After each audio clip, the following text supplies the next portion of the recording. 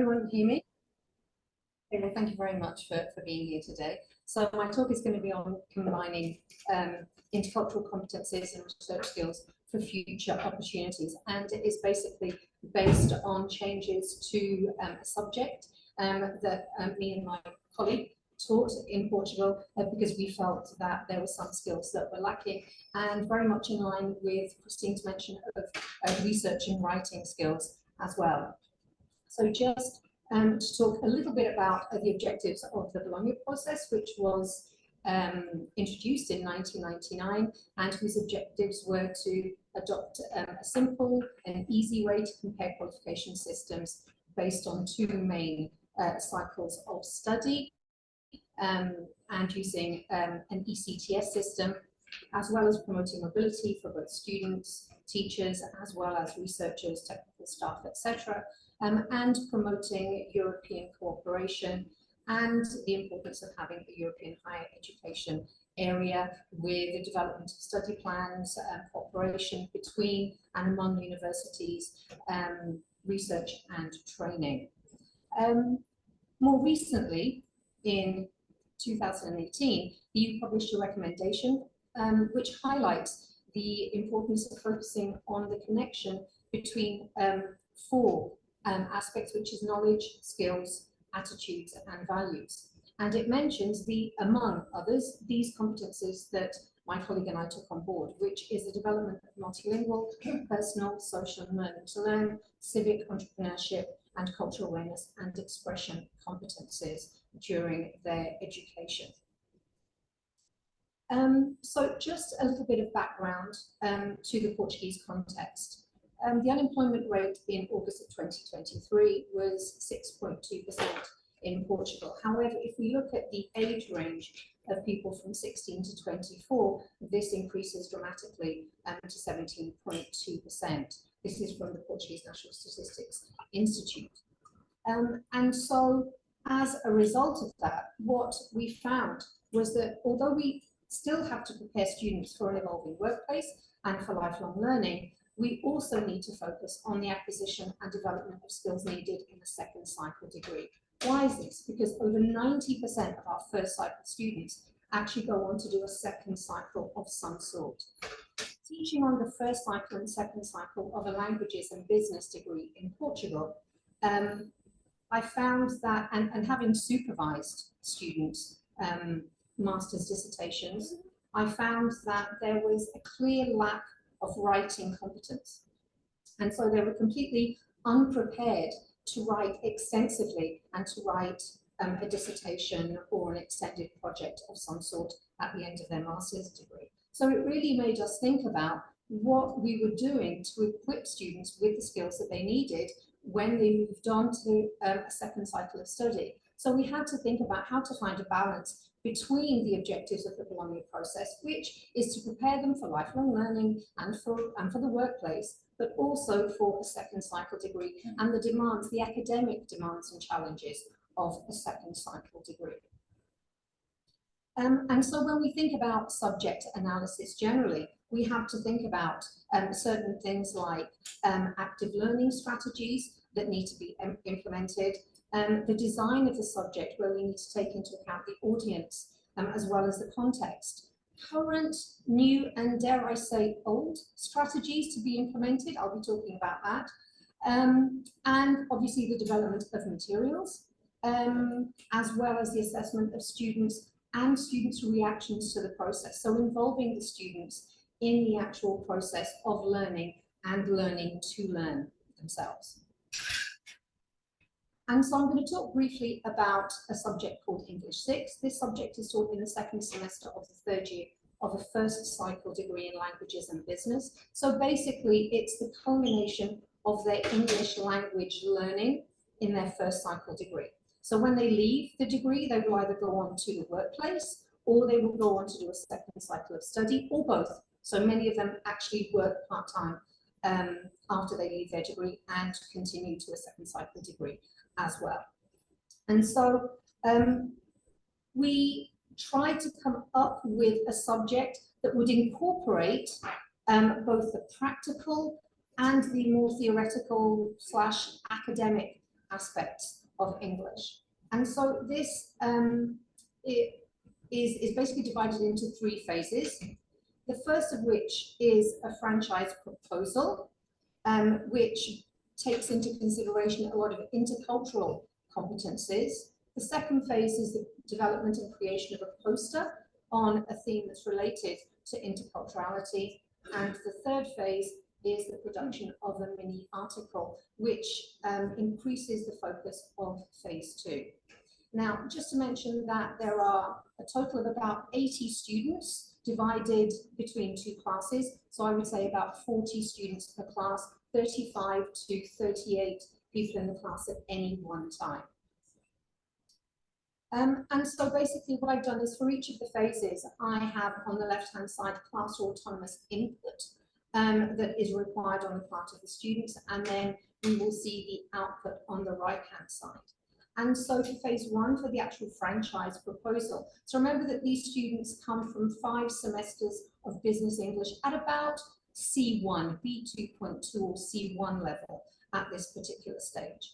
And so they had to do some research into a product or service, including cultural adaptation. This was to raise awareness of the different cultures and how different cultures adapt their products to their particular target markets, and students had to also give presentations as a means of also practicing their oral skills.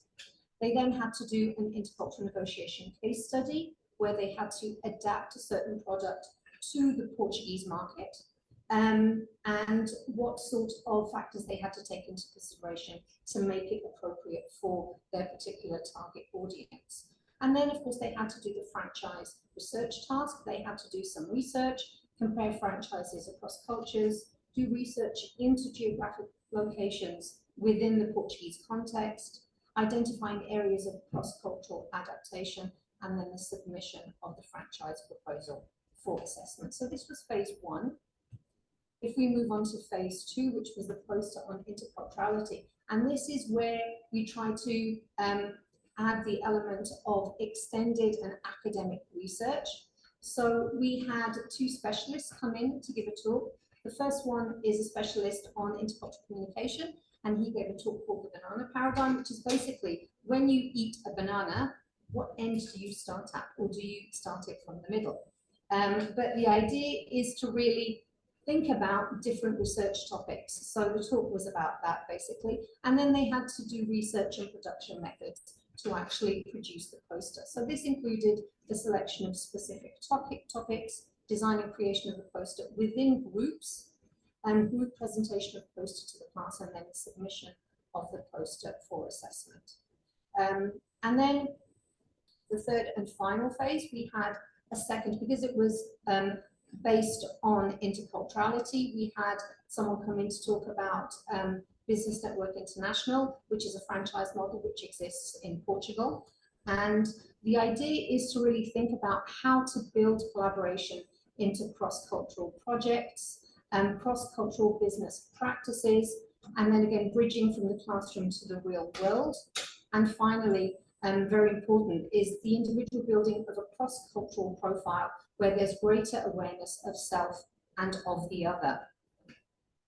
In terms of the actual research and production methods, we had to include aspects such as defining new knowledge, so what it was to find a gap in the literature and to actually write about it, and the narrowing of a research focus. So the actual mini article was done individually and was basically taking the poster as a general starting point, and then each group member, so there were groups of about 3 people, each group member would then increase the focus of their work to highlight a specific topic within that particular area.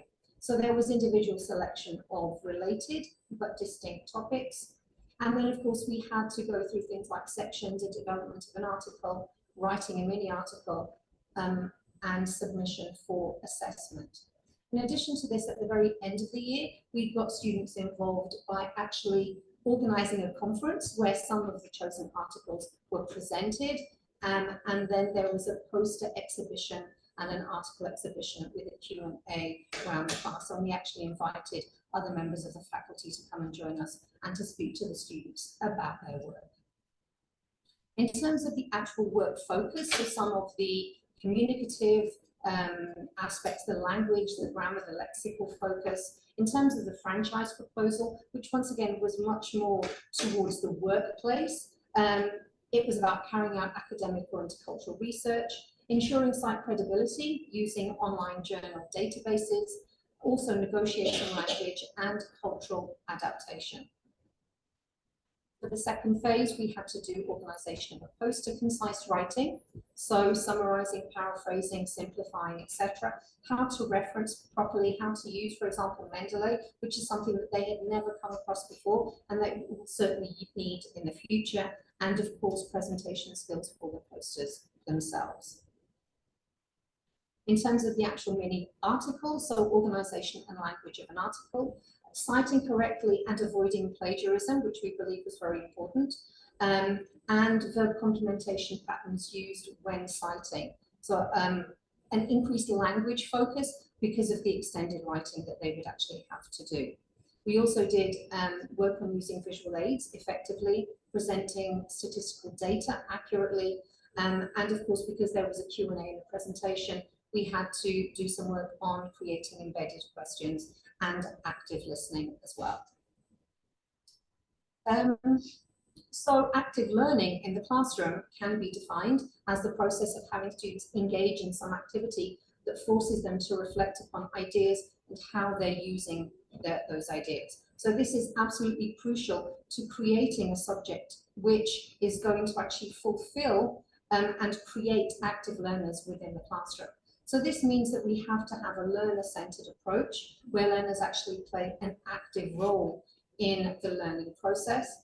And this is done through task solving, teamwork, etc. But of course, as was mentioned earlier on this morning as well, and by giving regular feedback and allowing the students to reflect upon the teacher's role, their peers' role within the learning process. And this should hopefully increase autonomy and enhance critical thinking and improve motivation of the students throughout.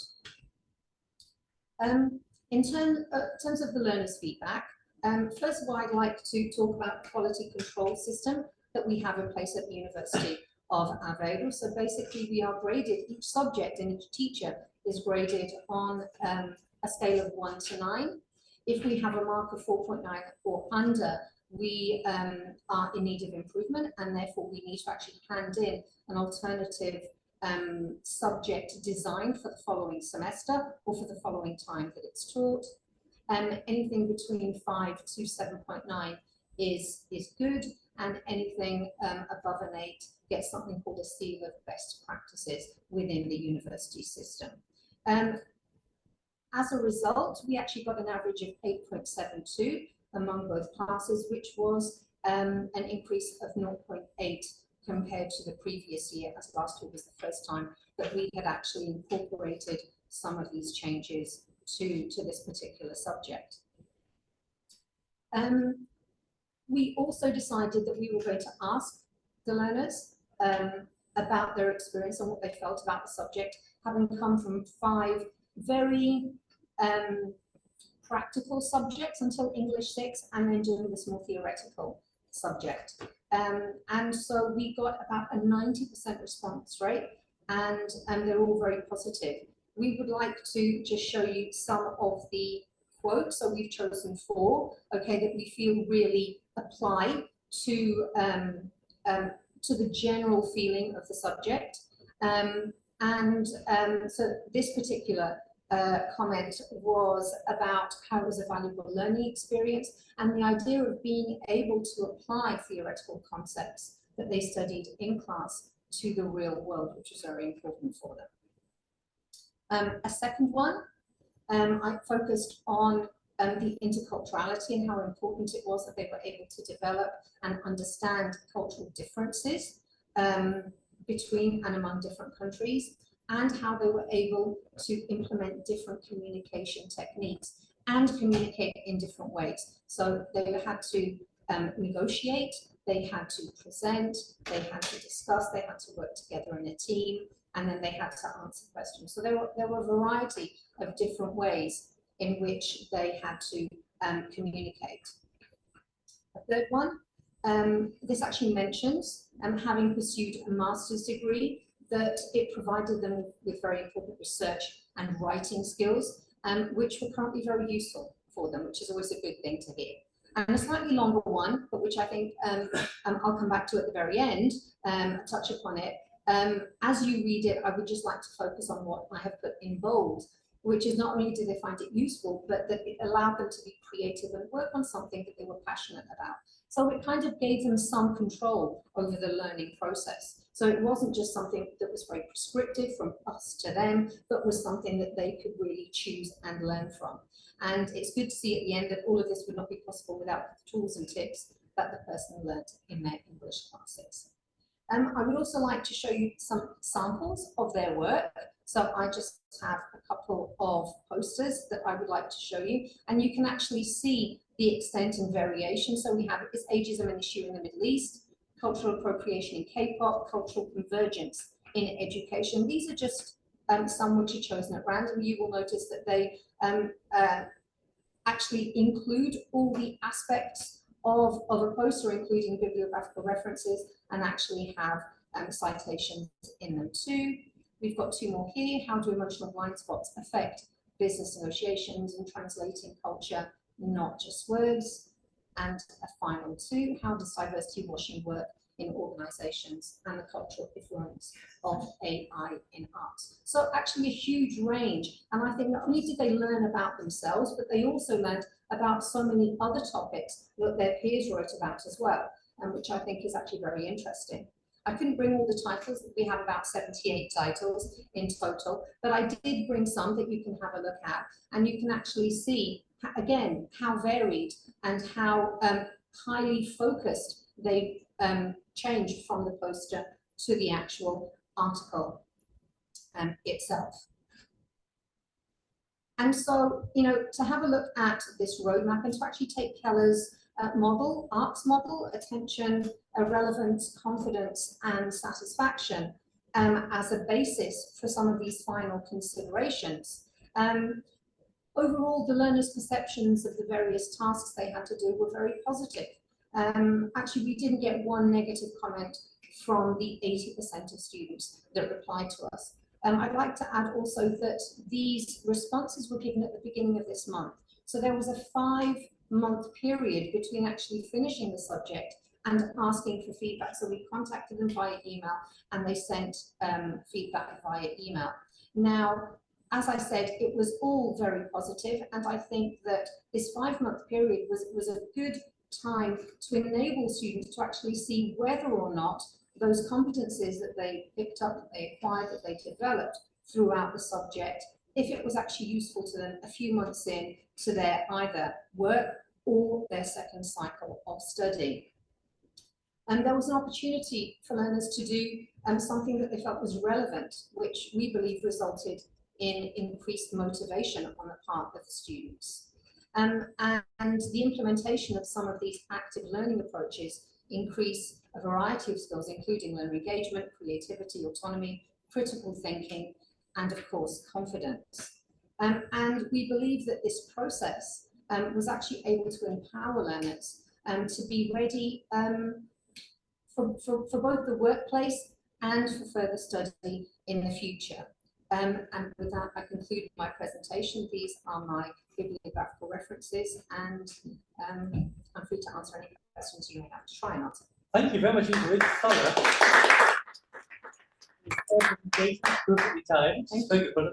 Have I any questions that anyone would like to ask on the floor? Can I ask a very simple question? You mentioned that you weren't satisfied with the quality of writing machines originally.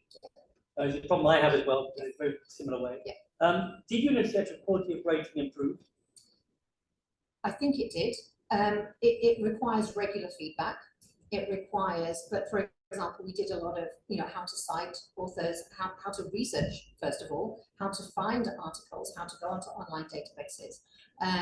But we felt that using concise writing, simplifying, paraphrasing, a lot of those techniques they were able to apply. And as I said, we hadn't asked them in previous years to actually write extensively, but we weren't expecting the writing to be as good as it actually was, because and again, go back to this morning, I'm not quite sure how much of an influence ChatGPT was on this, but some of the students actually did some empirical work, which I think was quite interesting. So they actually did interviews, so they had qualitative data, and they actually did some research. They had some Google forms. But generally speaking, we felt that the quality of the writing was very positive. I'm actually teaching some of those students in the first year of the second cycle now, so I'm curious to see what sort of knock-on effect. We're not there yet, but hopefully we'll be there next year. Yeah. We'll see. Very interesting. I must say the posters look great. Look at them, as you showed briefly. They look really well presented. Yeah, we were very impressed, generally speaking, because you can use ChatGPT, but to actually be able to present posters in that way, I think that, and this was just a sample at random. We didn't choose the best ones. Really? No, we didn't. We actually focused on the ones that dealt with culture, because not all of them dealt in a way that was so in depth in culture. Some were a little bit more superficial. So it was more in terms of the actual cultural posters that we chose rather than quality of the posters. That's why they all look really interesting to me, and that's why. Yeah. But they look very impressive. No, yeah, and that's why we had them printed off and we put them around the room. And when we invited people in, so we invited other teachers from the faculty and other students, and students from the first and second year also came. And I think even discussing their posters, I think was actually a very productive experience for them. Time, one more question. Anybody wants to ask anything?